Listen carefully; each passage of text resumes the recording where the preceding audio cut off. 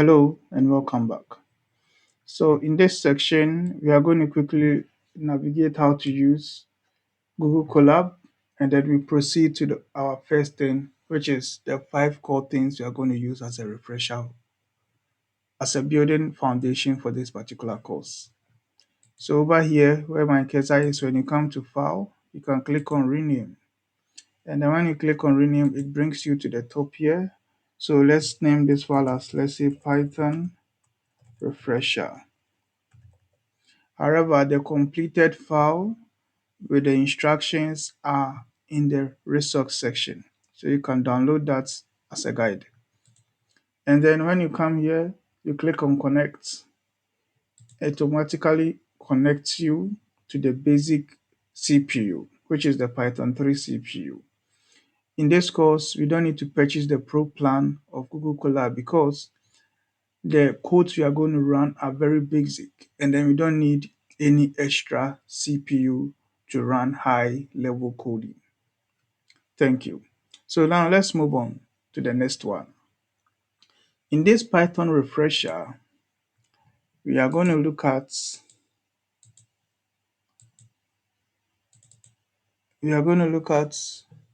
variables. We will look at lists. We will look at dictionaries. We will look at loops and then functions in Python. Now let's start with variable. What is a variable? So a variable is a name pointing to a value. So variable is a name pointing to a value. That is basically what variable is. So for instance, in Python, I can write age. Let's say it's equal to 65. So this is a variable and I can run it. I can also write heart rate. Heart underscore rate is equal to 92. I can also write maybe patient underscore name is, let's say, maybe Johnson. And then let's say if the patient is diabetic, let's say is diabetic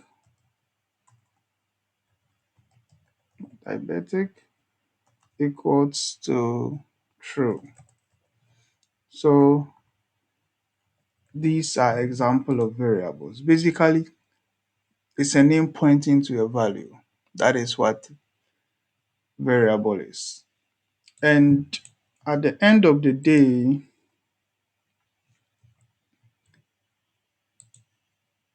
I can run this and then I'm going to get my file. Let's see. One thing I also like about Colab is once you start typing, it gives you suggestions just as you can see. So in this case, you just on your keyboard, you press on the tab and then you get it. So this is it. So the first one is the age, second one is heart rate, third one is patient name, and then the condition. Okay. So now let's quickly move on to lists. So what is a list? So lists holds ordered collection of items such as patient ages, maybe different conditions and so on. So lists hold ordered collections of items such as, let's say, patient ages. Okay, so let's look at an example of list. So let's say ages of our patient or patient is, then we bring this square bracket. Okay, let's say 52, let's say 63, let's say 47, let's say 70, 59. Okay, so this is the list. And then we are looking at something here. We call something indexing. So the 52 that you see here is index 0, 63, 1, 2, 3, 4. Okay, so in Python, the indexing starts from 0 and then it is equals to n plus 1. You get it? So we are going to use indexing here very soon. So let me write it here. So indexing in Python starts from 0 to n minus 1. Okay, so if you have 5 items, it is 0 to 4. Okay, so I'm going to apply it here. So let's say first underscore age, okay, is equal to the name, ages, okay, and last underscore age, which is, so if I'm counting from behind, like from here, it is -1, then -2, -3 in that order. But if I'm counting from here, it is 0 to 4. So let's look at it. So it brings 0, which is 52, and then -1, since I'm starting from the back, it is 59. So let's say we write, let's say John's age, okay, is equal to, let's say 47. It is going to be what? 0, 1, and then 2. Okay, so once you run this,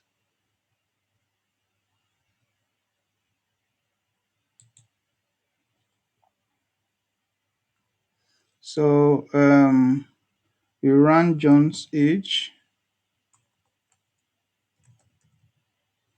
yeah, and then we get the age of John, 47. Now let's quickly move on to the next one, which is a dictionary. So basically, dictionary is a store key value pair and are great for representing a single patient. So dictionary or dictionaries store, they store what? A key value. So in a dictionary, we have a key and then we have a value, pairs, and are great for representing a single patient. Okay, then let's look at examples of dictionaries. So let's say the patient is equal to, then we bring our braces. Okay, let's say the id is equal to, we bring, in this one we are going to bring colon. Let's say the id is 101. Then we come to the name, and I'm going to show you the value and the key. Okay, the name, let's say um,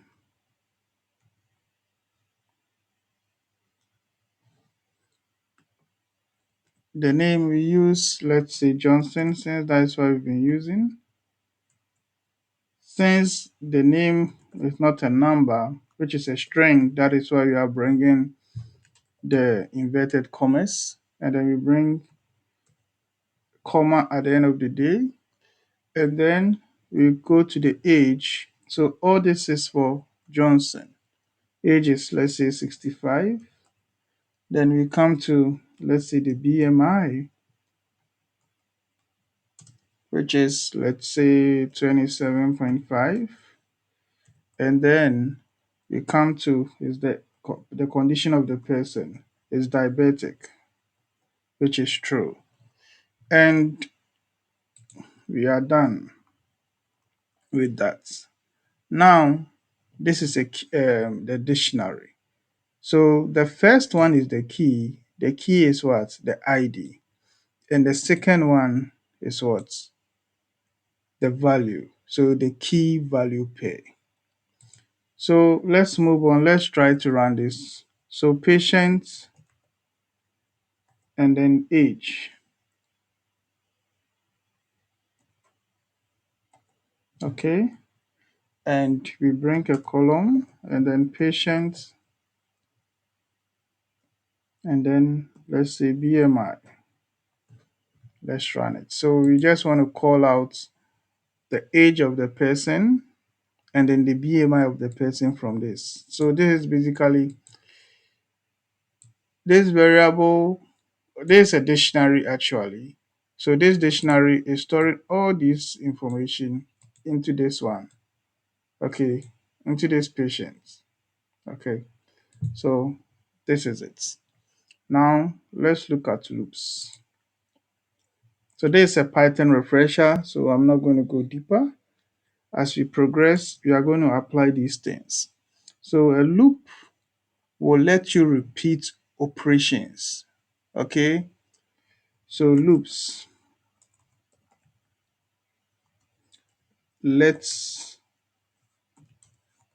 let you repeat or run operations repeatedly. Repeat operations. Okay, so let's look at example of a loop. So for instance, ages is equal to 52, 63, 47, 70, 59.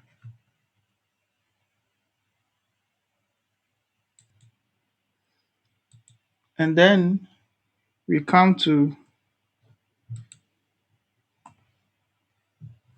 let's say, total is equal to 0.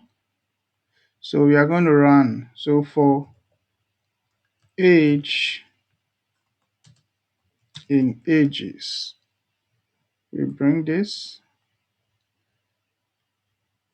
So total. So Python is very sensitive to indentation. So for age, so plus equal to age. So we are iterating. Okay. Then we come to average age. Let's say look at the average age. We want to find the average age, which is equals to total underscore the length of ages, because we want to find the average age. Okay, then the average age. So basically what this is doing is the total starting from index 0. Okay, you are going to add. So over here, adding plus equals to age. So you are going to add the ages. And when we are done, the length is the number. Okay, so once we run this, you are going to see the average age for this age group. Okay, so there is an example of a loop. Instead of typing this plus that plus 47 plus 70 plus 50, this is how we compute this operation. Now, lastly, let's look at functions. What is a function? So function is basically a package logic. How you can package something, create something so that you can reuse it. Okay, so I would say function package logic so you can reuse it. Okay, so example of functions. So we are going to bring something like define. So for instance, define, let's say compute underscore BMI. We are going to compute BMI in this example. So let's say in this function, we want to find the weight in kilogram. Okay, weight underscore kilogram, and then the height of the person underscore m. Okay, and then we come to BMI. Let's say BMI is equal to, which is we know, weight in kilogram over the height underscore this, then to the power 2. Okay, and then when we are done, we would want to return what we are calculating, which is the BMI. So return BMI. And then when we are done with this, we come to compute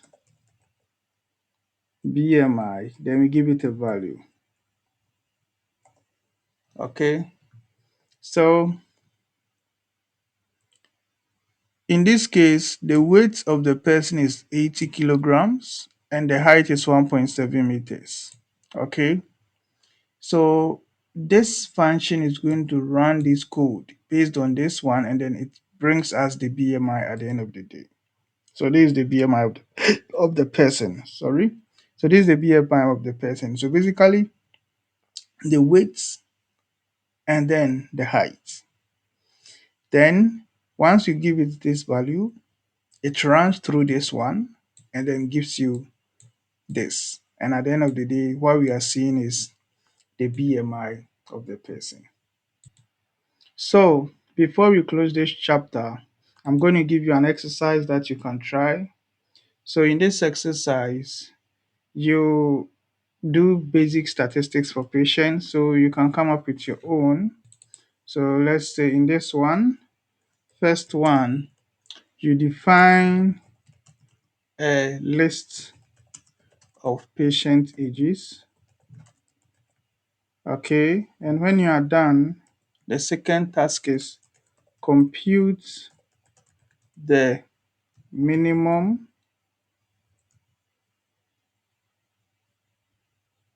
or average and then median age using Python. And then lastly, you print the results in a clear format. Thank you and see you in the next video.